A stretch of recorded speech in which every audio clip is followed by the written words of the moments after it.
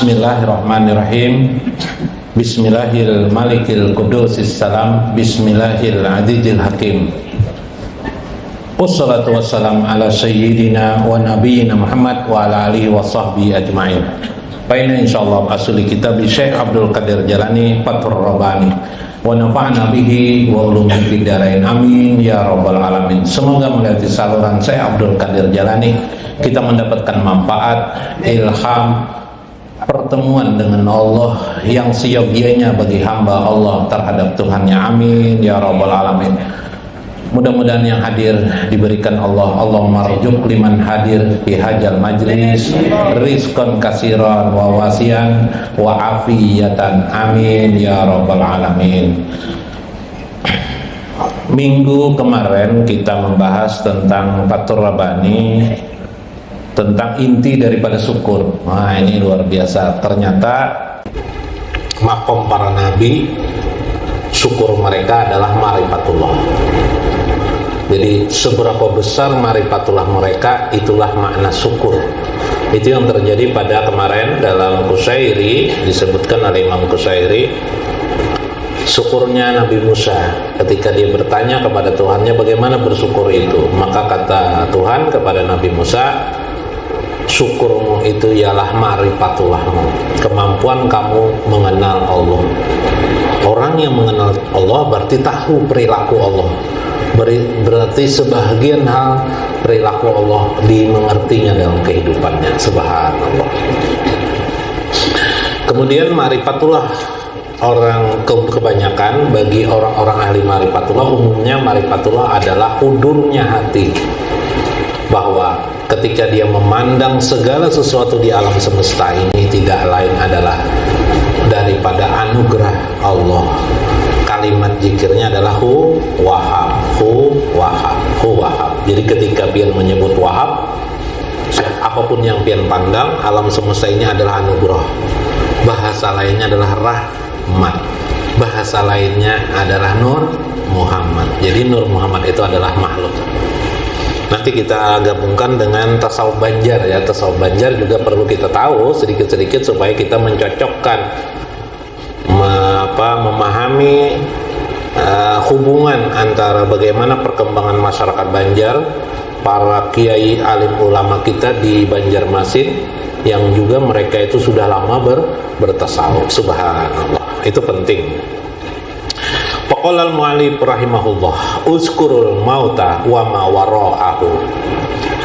Perhatikan, ingatlah tentang kematian.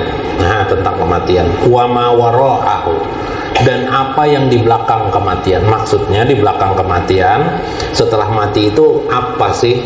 Atau pada saat mati itu, kamu ingat mati, pada saat mati itu apa sih? Sehingga beberapa banyak hadis Nabi SAW tentang mati. Misalnya lakinu mautakum la ilaha illallah. Talkinkan, talkin itu artinya bacakan kematian kamu itu dengan la ilaha illallah. Ini memberikan makna baik yang belum mati ketika melihat orang hendak mati, hendak meninggal sakaratul maut. Makanya ayah ibu kalau mereka di sakaratul maut, amun kawa dihadapi, didatangi, ditunggui sambil dizikirkan la ilaha illallah. Nanti Muhammadur Rasulullah, la ilaha illallah Muhammadur Rasulullah, itu terus ingatkan, karena ini pokok pohon apa jurang nih, pohonnya lah apa jurang nih, akar pohon yang sampai yang kemarin, akar pohon yang sampai ke langit, kalimat la ilaha illallah Muhammadur Rasulullah.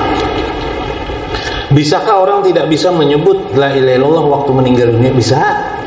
Terjadi pada masa Rasulullah.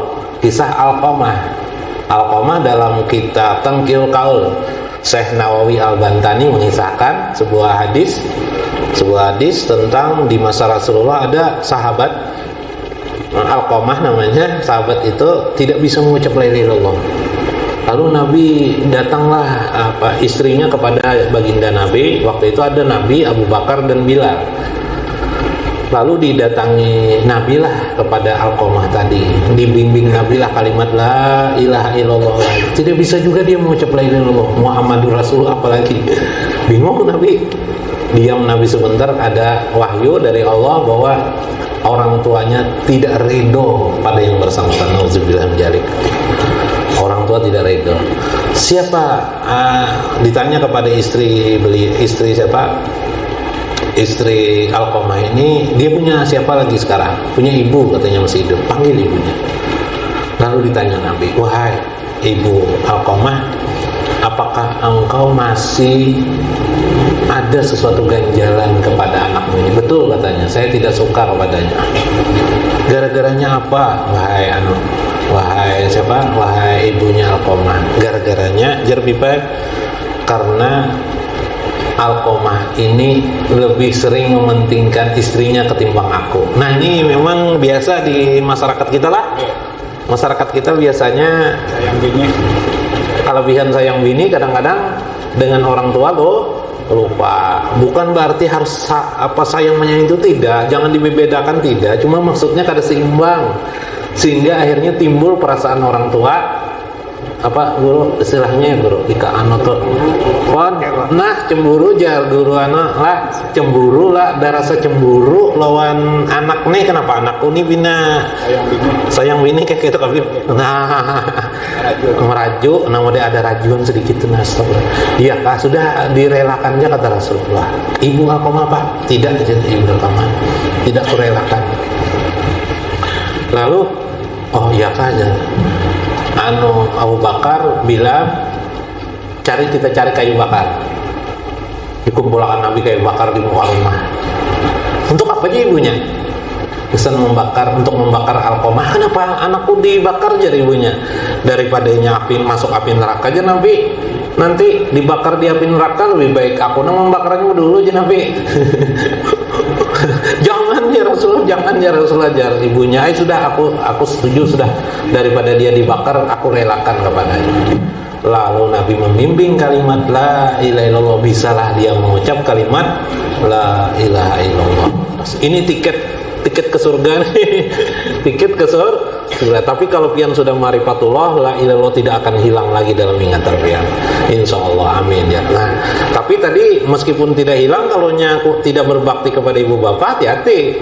Marifatullahnya terhijab. Yalah. Lalu nanti dia waktu mau meninggal dunia tidak bisa mengucap la ilaha illallah. Subhanallah, ini berbahaya sekali. Nauzubillah min dzalik. Kemudian hadis lain lagi, lakino mau takum bi surati yasin, surat yasin. Makanya orang meninggal bacakan surat yasin, itu di dalam hadis. Orang-orang yang mencari-cari ini hadisnya tidak sahih dan ini tidak sahih, itu karena memahami satu dimensi hadis. Jadi hadis itu banyak, tidak satu. Antara hadis satu dengan hadis yang lainnya adalah saling kuat menguatkan. Di dalam Al-Quran surah Al-An'am kalau tidak salah, walau taro, andaikan engkau tahu. Nih dari itu Syekh mengadakan kala uzkurul maut, ingatlah kematian dan apa yang di belakangnya. Ya Syekh, di dalam Al-Quran itu ada andaikan engkau tahu, walau taro, engkau melihatnya aja Tuhan, ijid zolimun, orang-orang jolim itu pigomaratil maut, pada saat sakaratul maut. Gomara itu tenggelam. Al-Quran, bahasa Al-Quran tuh, kalau bahasa hadis Nabi sakaratul maut, kalau bahasa Al-Quran gomaratul maut. Gomara itu tenggelam. Orang mati itu kayak tenggelam lamas. Lamas ya lah, gomaratul maut. Wal malaikatu basitu aidi, malaikat memukul-mukul badannya. Nah, dalam Al-Quran biar periksa nanti.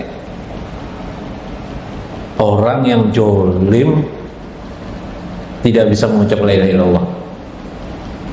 Kenapa tidak bisa? Karena jolim. Kenapa tidak bisa? Dipukul malaikat, ya apa dihukum akan malaikat. Jadi bukan nang sekedar, kalau dalam hadis Nabi waktu dikubur kalau guru lah, lebih lah. Waktu kalau di dalam Al-Quran lebih lagi, sebelum orang mati sudah dipukulinya oleh malaikat. Guru belum mati lagi. Nah, jadi uzkurul mauta wa ma wara'ahu, maka ingatlah kematianmu dan apa di balik kematian itu. Jangan sampai kita tadi kayak orang jolim, diapain malaikat itu? Pigomaratil maut, di waktu tenggelam kematiannya, bahas itu awal malaikat itu bahas itu aidihim, malaikat memukul-mukul dengan tangannya. Nauzubillah min dzalik. Wazkuru rabba azza wa jalla wa hisabahu, perhatikan, renungkan tentang Tuhanmu yang akan menghisapmu pada hari kiamat kelak. Apa yang dilakukan Allah terhadap dirimu? Nauzubillah min dzalik. Semuanya kita kalau menghindar dari hisap nih. Tapi ada di dalam hadis Nabi, ya Rasulullah habis sholat duduk, kata Rasulullah, ada di antara umatku 70.000 orang yang masuk surga tanpa hisab. Berarti tanpa hisab masuk ke Yaumul Masar, aja formalitas. Jadi di Yaumul Masar nih apa nih istilahnya, formalitas kayak bro, ya sekedarnya lah. Tapi mereka tidak masuk di hisab. Jumlahnya 70.000. Siapa ya Rasulullah? Siapa itu ya Rasulullah? Nah ini rahasia nih. Namun kawabin termasuk golongan 70.000 ini. Menurut ulama lain 70.000 itu maknanya banyak, sangat banyak. Jadi tidak dibatasi 70.000. Karena umat Nabi Muhammad ini kan miliaran nyantinya kan. Jadi tidak dibatasi 70.000. Subhanallah. Dan keinginan Nabi itu sebenarnya mengharapkan umat Nabi Muhammad tidak dihisap. Oh, Gusti, alhamdulillah berkepnah pada Allah. Pada Allah. Duduk silakan kepada. Jadi ketika Sayyidina Husain di Karbala dibunuh oleh tentara Yazid bin Muawiyah. Yazid ya kena fitnah juga. Sayyidina Husain nih berjalan non keluarga sini kira-kira 40 orang, pengawal 30 ekor. Dipitnah silin hendak menyerang tentara Yazid. Akhirnya pasukan Yazid ini ada sekitar 40.000 orang menghadapi pasukan dan membunuh Sayyidina Husain. Terbunuh ya Pak. Waktu itu Abdullah bin Abbas terbangun dari tidurnya di Madinah, menangis Sidin. Kenapa jadi menangis? Apa aja Sidin? Aku bermimpi loh Nabi. Astagfirullahaladzim. Ini apa kisahnya? Nabi Muhammad datang kepada aku membawa semacam botol model girbah. Dia berkata apa? Ini darah Husain. Tega sekali umat Islam membunuh cucuku sendiri yang kusayangi. Nah itu umat Islam ya. Tega lebih? Tega mana? Hasan dan Husain itu orang yang paling banyak disebut Nabi dalam lisan hadis Nabi, orang yang disayang. Bahkan sampai beliau pernah mengatakan, ini uhibbuhu fa'ahbib man yuhibbuhu. Yang lagu lah, ya Allah sayangilah orang yang menyayanginya. Ayo, ulun mencintai bana sayang mana lon cucu ulun ini nah. Sayangi ya Allah orang-orang yang menyayangi ulun. Kalau maulidan rajin marhaban. Ya kan, ya Jadil Husain, ya Husaini wal Hasan. Selamat datang kakeknya Husain dan Hasan. Nah, apa hubungannya Nabi disebut Hasan Husain yang lah saking gitu. Tapi biasanya memang kai itu orang sayang nggak cucu? Adakah lah? Nggak ada. Nah cucu itu sayang nah. Belahan hati Nabi, teganya membunuh umat Islam. Umat Islam yang membunuh. Nah umat Islam ini tidak beradab dengan Nabi, kurang beradab dengan Nabi. Ya Allah ya Karim. Nah padahal Nabi ini hendak umat Islam itu semuanya masuk surga itu tanpa hisab. Cuma kenyataannya umat Islam tega mengatakan cinta kepada Nabi, tapi tega loh Nabi Allah. Nah tega tadi itu contohnya tega. Dan sampai sekarang kepalanya Sayyidina Husain nanti kalau ke Mesir mudah-mudahan melihat sampai sekarang kepala beliau masih utuh seperti sedia kala. Subhanallah. Itu salah satu karamat Sayyidina Husain. Subhanallah. Di antara karamat itu tubuh manusia itu tidak rusak. Karamat kematian seseorang yang kedua adalah bau harum. Bila kelakuannya tidak baik, bau harum. Bau harum. Buruk lebih baik. Nah, kisah ulun kada sempat lagi ke Turki nah. Beberapa riwayat, beberapa kawan menyampaikan bahwa kuburnya Kamal Atatürk itu bau harum, bau busuk. Kamal Atatürk itu yang mempopulerkan sekuler, merubah, menghapus Islam ya, menjadi tradisi orang-orang kafir ya. Naudzubillah dari. Udah biar bawa harum semuanya. Meninggal dunia, engkau sebelum meninggal dunia harum juga jangan kawan. Alhamdulillah. Makanya banyak itu untungnya harum.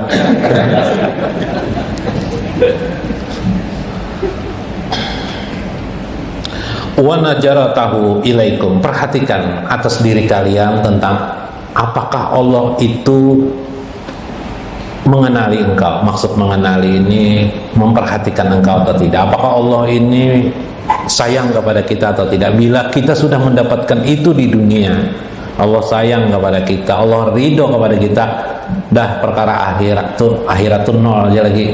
Perkara akhirat tuh tidak ada apa-apa lagi sudah. Karena itu kita penting merebut cinta kasih Allah dalam hidup di dunia ini. Dengan cara apa? Mendekati Allah demi mendekati. Jadi orang belajar agama itu apa saja dipelajari agama tidak lain tujuannya satu sebenarnya, harusnya untuk dekat dengan Allah, merebut ya kan, merebut jakannya Allah tuh pakai hati. Jakannya pakai hati, merebut hati Allah. Nah, jakannya pakai hati lah, tapi Allah tidak pakai hati kan. Nah itu yang diharapkan. Ilama tahajan naum, sampai engkau duduk memperhatikan tanbahu, engkau berkesadaran. Ilama tahajan naum, kapan engkau tidur yang menjadikan engkau terperangah, seperti dalam hadis Nabi, wa jamata intabahu, bila engkau mati intabahu, engkau menjadi orang yang sangat sadar sesadarnya. Kenapa? Tahajud, malaikat bertanya, man rabbuka? Nah ya Pak, man rabbuka. Jadi orang mau meninggal itu tahajud kena man rabbuka tuh. Kalau nang jolim dari itu belum meninggal sudah kesakitannya. Nah tapi kalau kau mengucapkan la ilaha, bangun terkejut, man rabbuka. Tadi hanya diucapkan galak sebelum meninggal la ilaha illallah. Terbangun, malaikat sudah bertanya, siapa man rabbuka, siapa Tuhan? Langsung aja lagi disambung, la ilaha illallah. Jadi jawabannya Rabbi Allah bisa, Tuhanku Allah bisa, la ilaha illallah bisa jawabannya. Siapa yang menjawab itu? Roh kita, bukan akal kita, pipai lain. Ya lah. Jadi yang menjawab itu siapa? Ruh kita, bukan nih. Kalau pian pakai akal nggak bisa. Contoh, maaf. Tuhanku tahu ya sudah Allah. Dah sembahyang tidak, dibiasakan hari-hari berzikir nama Allah tidak, dijiwai tidak nama Allah itu. Ya kah? Kita ucap lagi kira, terekamlah di roh. Tidak terekam di roh. Ya terekam Jopang, cuma ibaratnya tap-tap untal tuh banyak banget kasetnya. Terbuka ya Allah. Cuma ketika ditanya orang langsung, man rabbuka aja. Nah, ada kamu menjawab kayak kita ditanya ya orang matematika, kalau kita sudah hafal nyaman kelak. 5 kali 5 berapa aja kita? 25. 5 kali 10 berapa aja? Amunnya kada tahu, tidak pernah mana 5 kali 10, bingung tuh Bang, hitung kadang sumat belajar. 5 tambah 10 berapa ya belajar? Apalagi di tengah kelas. Maginnya kira bisa ya lah, tapi lu sudah pian hafal 5 kali 10 langsung jawab ulang pian 50 aja biar. Nah itu bentuk kenyataan.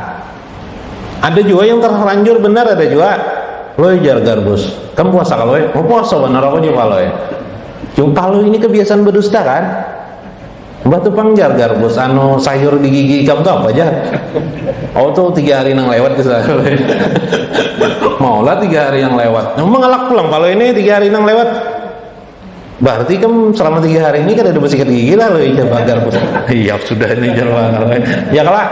Nah ngalih lah berdusta tuh. Cuma karena kebiasaan berdusta ketahuan juga yang ujungnya ya lah. Maka di dunia seperti itu. Karena itu biasakanlah. Surga itu harus di hadapan kita. Surga itu dalam perilaku kita. Allah itu harus dalam perilaku jiwa kita, supaya mengingat terus. Nah itu maksud ma'rifatullah itu.